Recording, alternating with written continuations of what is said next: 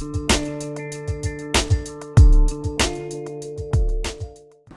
evening. Well, it's certainly my privilege to be here on this very special night. This benefit to honor people who support families and patients with eosinophilic disorders is indeed a unique opportunity. The American Partnership for Eosinophilic Disorders and its founders, Beth Mays, Wendy Book, and all of their colleagues are integral in the support of people who have eosinophilic disorders.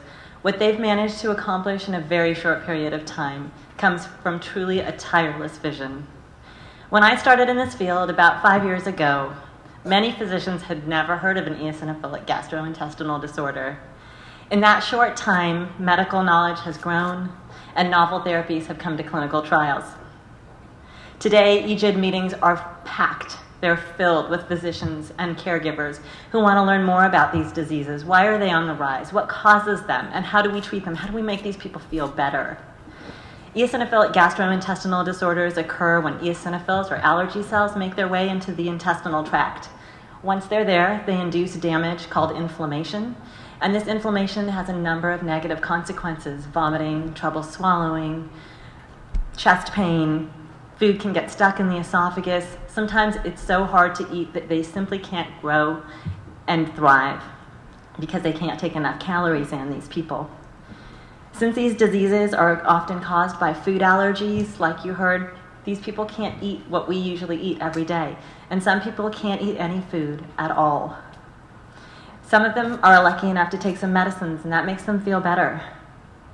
And from what we know today, these are chronic diseases, and most of these patients live with this for very long periods of time. And this isn't just a disease of children. This is a disease of adults, of parents, and of grandparents. It probably affects someone who you know. It's increasing in its prevalence, it's increasing in its incidence, and recent reports suggest that 1 in every 1,000 children is affected by eosinophilic esophagitis, which is the most common of the eosinophilic gastrointestinal disorders. The family, economic, and healthcare burdens of eosinophilic gastrointestinal disorders will continue to arise unless we find ways to better improve our education, our awareness, our research, and our therapeutic strategies.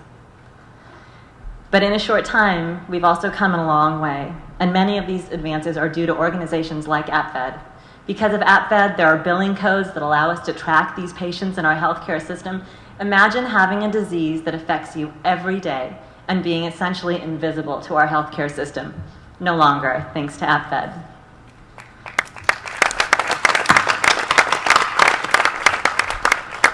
Because of APFED and their hard work, health insurance companies are mandated to pay for elemental formulas, these formulas that have no food protein. They previously refused to cover those items, and not every state still will cover them. In fact, in California, we still work to get these formulas covered for patients. Because of APFED, young investigators have funding to pursue research that will help our understanding of this disease and increase our treatment options for these patients. Because of APFED, we have legislation like Eosinophil Awareness Week that promotes the recognition of eosinophilic disorders. And still, there's a lot of work to be done. And by being here this evening, you're helping to promote education and broaden hope. So I thank you for coming to this amazing event. And I thank APFED for all that they do for patients with eosinophilic disorders and all that they will continue to do.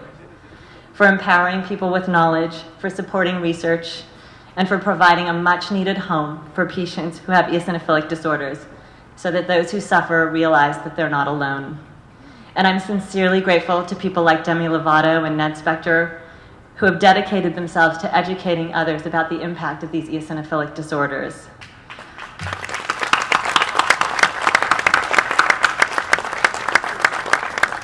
They are absolutely to be honored and very much appreciated for their time and energy to further the awareness of these diseases. So I come right back to where I began, which is to say that it's my great honor to be here tonight.